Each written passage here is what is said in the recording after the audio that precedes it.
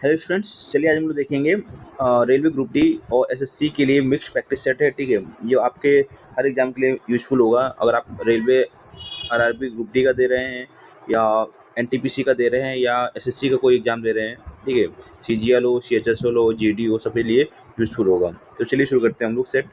देखो,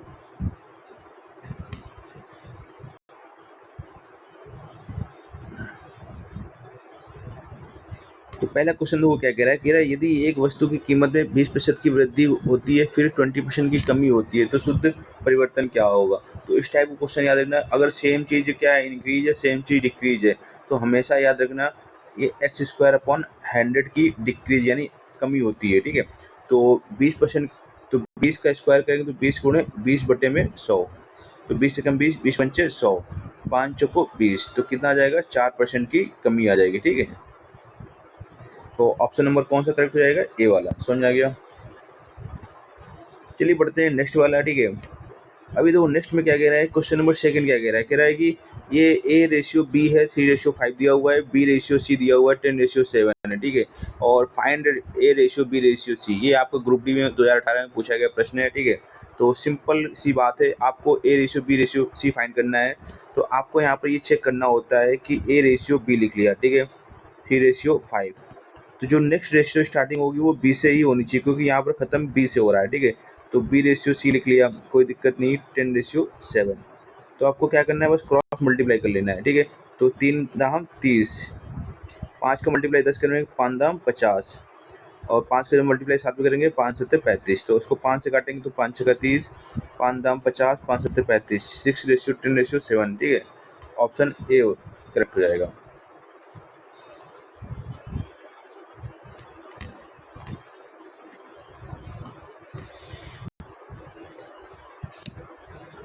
चलो, ये है एसएससी जीडी 2021 में पूछा गया प्रश्न है। ठीक है, तो क्वेश्चन क्या कह रहा है कि एक वस्तु को 10% की हानि पर 540 रुपये में बेचा जाता है, तो वस्तु का क्रय मूल्य क्या है। देखो, हम लोग मान लेते हैं वस्तु का सीपी कितना था, 100 था। अब 10% हानि का मतलब है कितने में बेचेगा, ये 90 में बेचेगा। 100 रुपये की चीज़ है, 10 रुपये हानि में बेचेगा 90, तो 90 वाली वैल्यू है वो 540 गिवन है, तो 90 बराबर 540 लिख दो। ठीक है, हमसे पूछा गया क्रय मूल्य, तो इंटू 100 कर दो, तो 9 का 54, 6 गुणे 100, 600 आ जाएगा। ठीक है, तो ऑप्शन नंबर ए करेक्ट हो जाएगा आपका।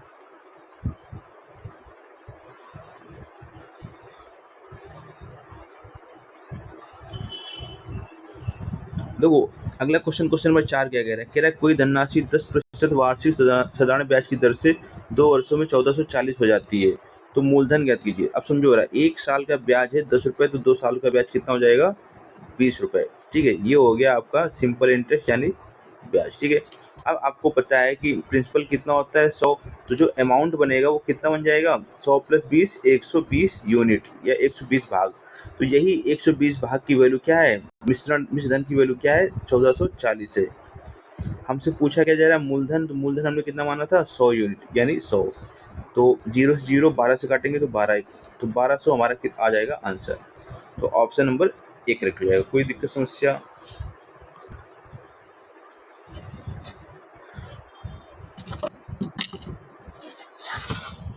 अभी देखो क्वेश्चन नंबर 5वां शुरू होता है हमारा। ठीक है, क्वेश्चन नंबर 5वां। ठीक है, इसमें क्या कह रहा है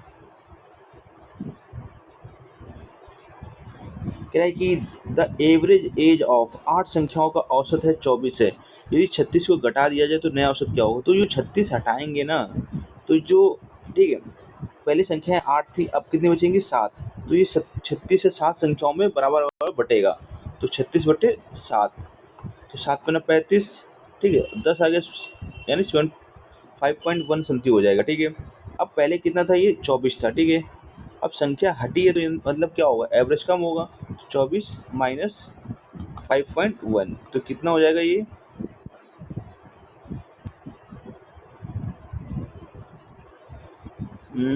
19.5। तो कोई ऑप्शन मैच नहीं कर रहा है इसमें। तो चलो, ये अपना आंसर सही है। ठीक है, तो ऑप्शन इसमें रॉन्ग दे रखे हैं। तो क्वेश्चन में छठा देखते हैं। ठीक है, कि कह रहा है ए किसी काम को 12 दिनों में, बी उसी काम को 18 दिनों में कर सकते हैं, तो मिलकर उस काम को कितने दिनों में पूरा करेंगे। तो उसके 2-3 मेथड होते हैं। तो पहला तो बिल्कुल शॉर्टकट मेथड देखेंगे सिंपल सिंपल शॉर्टकट मेथड। ठीक है, शॉर्टकट मेथड क्या कहता है कि इन दोनों जब भी कभी क्या है दोनों को मिलकर निकालना हो, ठीक है, दोनों को मिलकर निकालना हो तो क्या करेंगे, ये जो दिनों की संख्या है पहले इनको मल्टीप्लाई कर लेंगे 12 गुणे 18, फिर क्या करेंगे इनको जोड़ के भाग दे देंगे, तो 12 प्लस 18 कितना हो जाएगा, 30 हो जाएगा। ठीक है, तो 6 पंचे 30, 6 दूनी 12, तो ये हो जाएगा 18 दूनी 36/5। तो सॉल्व करेंगे तो 5 से 35 और 5 दूनी 10, तो 7.2 डेज हो जाएगा। ठीक है, लेकिन आगे बढ़ते हैं। ठीक है, अभी देखो इसको दूसरा तरीका भी है, आपको दूसरा तरीका क्या हो सकता है इसको देख लेते हैं हम लोग। ए बी, ठीक है, एलसीएम मेथड है ये हमारा। ए करता है 12 दिनों में, ठीक है, और बी करता है हमारा 18 दिनों में। ठीक है, तो एलसीएम लेंगे 12 और 18 का, क्या लेंगे एलसीएम। ठीक है, तो 12 और 18 का एलसीएम कितना आ जाएगा, 36 आ जाएगा। ठीक है, तो एलसीएम 36 आ गया, तो अब ए की क्षमता निकालनी है, तो जो कुल वर्ग आया है 36 उसमें फिर भाग दे देंगे 12 का, तो ए की क्षमता आ जाएगी 12 3 36। बी की क्षमता निकालनी है तो 18 का भाग देंगे 36 में 2 बार जाएगा। ठीक है, अब ए की क्षमता कितनी हो गई, 3 यूनिट, बी की क्षमता कितनी होगी, 2 यूनिट, दोनों को मिला के कितनी हो जाएगी, 5 यूनिट। ठीक है, तो एक दिन में कितना काम करेंगे, 5 यूनिट, तो हमें काम कितना कराना है, 36, तो 5। ठीक है, तो 5 से भाग दे देंगे तो नंबर ऑफ डेज निकल आएगा, तो 5 से 35, 5 दूनी 10, ठीक है, 7.2 डेज आ जाएगा। समझ में आ गया, ये दो तरीके थे। ठीक है, आगे देख लेते भाई। देखो भाई क्वेश्चन नंबर 7वां क्या कह रहा है कि 180 मीटर लंबी एक ट्रेन एक खंबे को 9 सेकंड में पार करती है, तो ट्रेन की गति किलोमीटर पर घंटे में। ये इंपॉर्टेंट लाइन है, ट्रेन की गति निकालनी किलोमीटर पर घंटे में। तो हमें पता है चाल बराबर क्या होता है,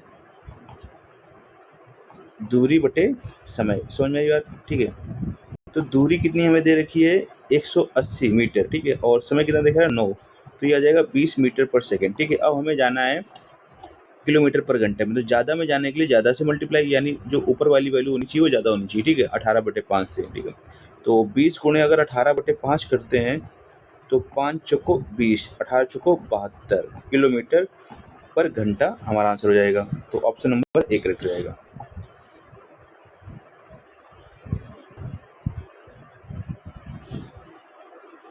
अब देखो क्वेश्चन नंबर अगला देखते हैं, 8 है, कह रहा है वह छोटी से छोटी संख्या, ये इंपॉर्टेंट पॉइंट है।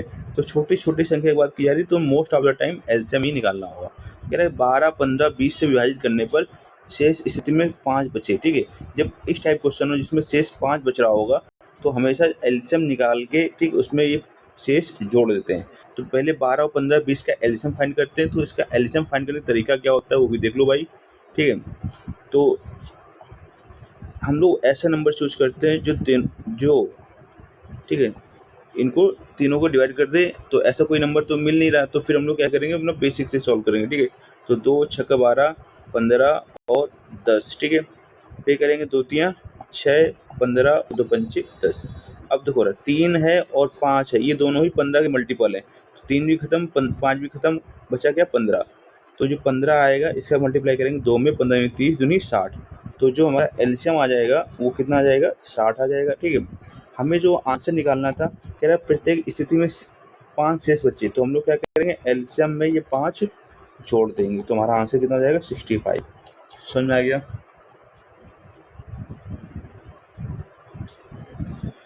अभी देखो क्वेश्चन ये है, 18 का स्क्वायर माइनस 12 स्क्वायर भागे 6। ठीक है, तो आप इसको दो तरीके से कर सकते हो। ये हमने फॉर्मूला पढ़ रखा है, ए स्क्वायर माइनस बी स्क्वायर। क्या होता है, एक ब्रैकेट में ए प्लस बी और दूसरे ब्रैकेट में ए माइनस बी। ठीक है, तो यहाँ पर अगर इसको सॉल्व देखो तो एक ब्रैकेट में 18 + 12, ठीक है, ये ए की वैल्यू हो गई और ये हो गई बी की वैल्यू। दूसरे में 18 - 12, ठीक है, बटे में 6, तो 18 + 12 कितना होता है, 30 होता है, 18 12 के 6/6, तो आंसर कितना आ जाएगा, 30 आ जाएगा। ठीक है, तो हमने ये फॉर्मूला दे भी रखा है, ए स्क्वायर माइनस बी स्क्वायर, आप ए प्लस बी ए माइनस बी, इसको याद कर लीजिएगा।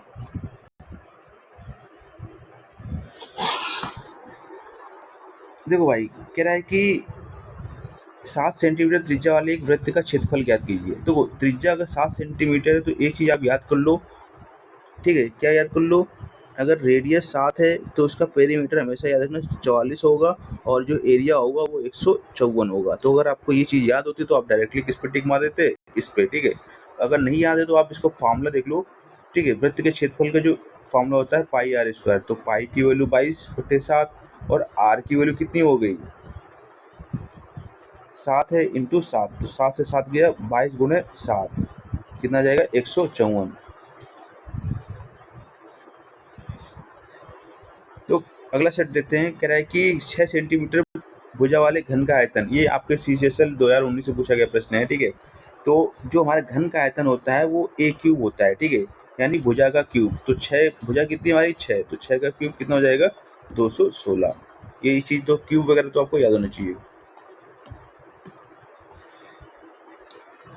अब देखो ये है हमारा, तो ठीक है, RRB NTPC 2020 में पूछा गया प्रश्न है, क्वेश्चन नंबर 12 कह रहा है कि ए है 12 महीनों के लिए 6,000 रुपये निवेश करता है और बी है 9 महीनों के लिए 8,000 रुपये का निवेश करता है, तो उनके लाभ का अनुपात क्या होगा। तो जो प्रॉफिट का रेशियो होता है, ठीक है, जो प्रॉफिट का रेशियो होता है P1 रेशियो P2, ठीक है, वो उनके द्वारा लगाई गई पूंजी कैपिटल, ठीक है, और टाइम के रेशियो के बराबर होता है। अगर पहला है तो C1T1 रेशियो C2T2।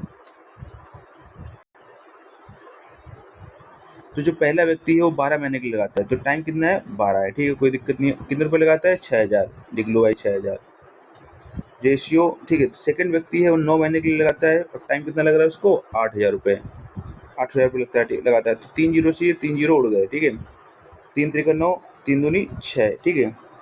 अब इसको सॉल्व करोगे, 2 चौको 8, 4 तिया 12, तो 3:3 यानी 1:1। तो जो हमारा आंसर आ जाएगा वो आ जाएगा 1:1, ठीक है। अब कुछ लोग कह सकते थे सर ये तो डायरेक्टली भी कर सकते थे ना, 12 से 72, 9 से 72, हाँ चलो कर सकते थे भाई, ठीक है।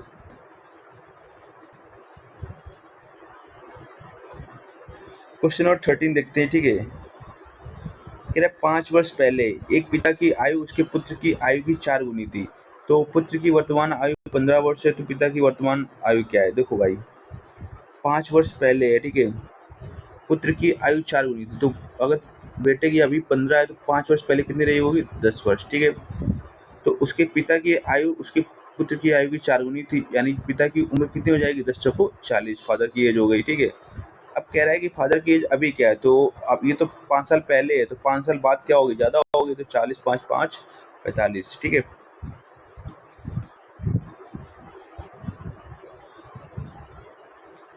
क्वेश्चन नंबर 14 देखते हैं, कह रहा है 25 लीटर के एक मिश्रण में पानी और दूध का अनुपात 1:4 है, मिश्रण दूध की मात्रा। देखो पानी है 1 यूनिट और दूध है 4 यूनिट, तो दोनों को मिला के हो गया 5 यूनिट, तो 5 वाली वैल्यू है 25, तो एक भाग की वैल्यू कितनी होगी 5। दूध की मात्रा पूछी है, दूध कितना है 4 भाग, तो 5 को 20, 4 भाग की वैल्यू क्या हो जाएगी 20 हो जाएगी।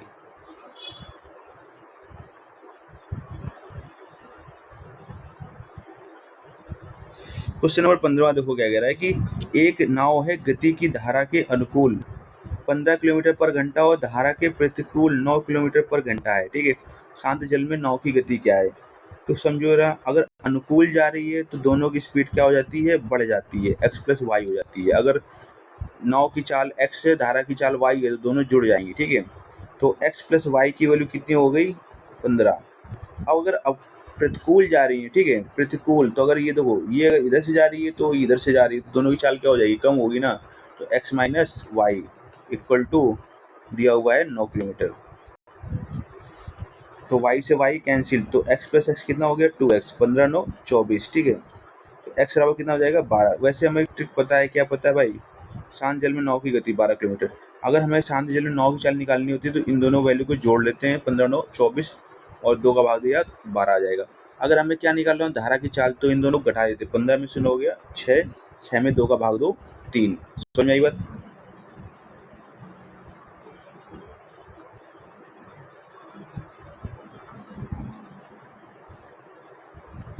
तो अगला क्वेश्चन देख रहे हैं, कह रहे हैं 100 वर्षों की अवधि में कितने विषम दिन होते हैं। देखो भाई 100 वर्षों की अवधि में देखो आपको पता है 76 ईयर क्या होंगे, नॉर्मल ईयर होंगे, ठीक है। नॉर्मल ईयर कहने का मतलब क्या है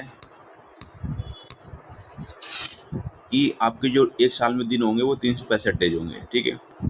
लेकिन 24 साल जो होंगे, 24 ईयर होंगे, ठीक है, वो क्या होंगे लीप ईयर होंगे, ठीक है। उसमें क्या होगा कि आपके जो डेज होंगे वो कितने होंगे, 366 डेज होंगे, ठीक है। अब एक नॉर्मल ईयर में 1 और डे होता है, ठीक है, यहाँ तो कोई दिक्कत नहीं। और आपका जो लीप ईयर होता है, ठीक है, लीप ईयर होता है उसमें 2 और डेज होते हैं। तो 76 सालों में हम लोग कैलकुलेट करेंगे 100 सालों में कितने ऑड डेज होंगे। तो 76 सालों में तो 76 ऑड डेज होंगे, और 24 सालों में 24 नहीं 48 ऑड डेज होंगे। तो टोटल ऑड डेज कितने हो गए, 8 6 14 7 4 11 12, ठीक है। हमें पता है कि जो एक हफ्ता होता है उसमें क्या होता है, दिनों की संख्या कितनी होती है, 7 होती है। तो 7 से क्या करेंगे, भाग देंगे। तो 7 एकम 7, ठीक है, और 7 सत्ते 49, ठीक है। तो 17 बार जाएगा, शेष कितना बचेगा, 5। तो जो शेष बचेगा वही हमारा विषम ऑड डेज आ जाएगा। तो आंसर आपका ऑप्शन नंबर ए करेक्ट हो जाएगा।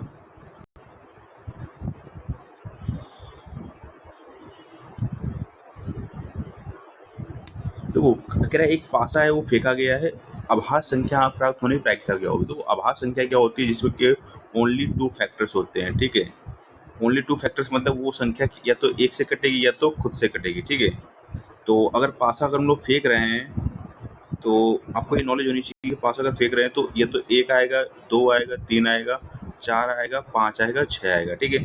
तो इसमें से देखा जाए तो जो हमारे प्राइम नंबर हैं वो 2 हैं और 3 है और 5 है, ठीक है। तो 3 प्राइम नंबर है, ये चीज़ समझ में आ गई। हमें निकालनी है प्रायिकता। तो प्रायिकता का कॉन्सेप्ट ये होता है कि जो चीज़ पूछी जा रही है उसको सपोर्ट करने वाले लोग कितने हैं, 3 हैं, और टोटल लोग कितने हैं, 6 हैं, ठीक है। तो जो हमारा आंसर आ जाएगा 3 1/2 आ जाएगा। तो ऑप्शन नंबर ए करेक्ट हो जाएगा।